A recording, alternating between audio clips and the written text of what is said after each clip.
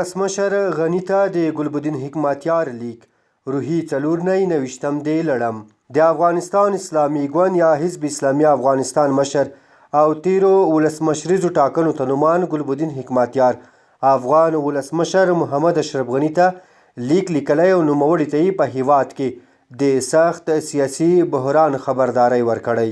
نوموړي په دې لیک کې له ولسمشر غني غوښتي چې په ټاکنو کمیسیون کې د رایو په اړه د درغلیو او لاسوهنو اړوند د ولسمشریزو ټاکنو له نمایندانو سره خبرې اترې وکړي. په دې لیک کې په ټاکنو کمیسیون نیوکه کړې او ویلي دي چې د ولسمشریزو ټاکنو 50 ورځې تیریږي خو ټاکنو خپلواک کمیسیون تر اوسه په دې نه دی توانېدلی چې د یادو ټاکنو لومړنۍ پایلې اعلان او ولس سره یې شریکې کړي. ولسمشرۍ ماڼۍ د ګلبدین حکمتیار د لیک په اړه ویلي چې د حکمتیار په لیک کې کوم نوي څه نه تر سترګو کیږي او ډیری مسایل ټکه نیز دي.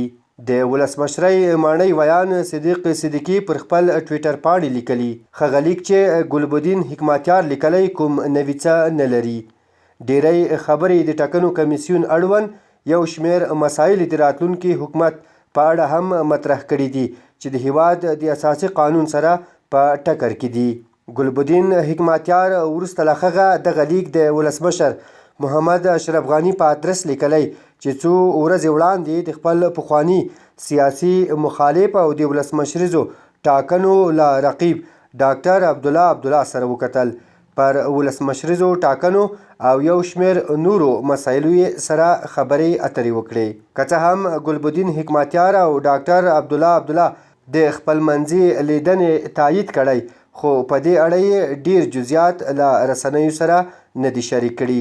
د ډاکټر عبدالله او ګلبدین حکمتیار د لیدنې په اړه د جمعیت ګوند اجرایوي مشر او د بلخ پخواني ولی عطا محمد نور غبرګون ښودلی او ویلي دي چې دا ډول لیدنې د شخصي او سیاسي ګټو په پار ترسره کیږي.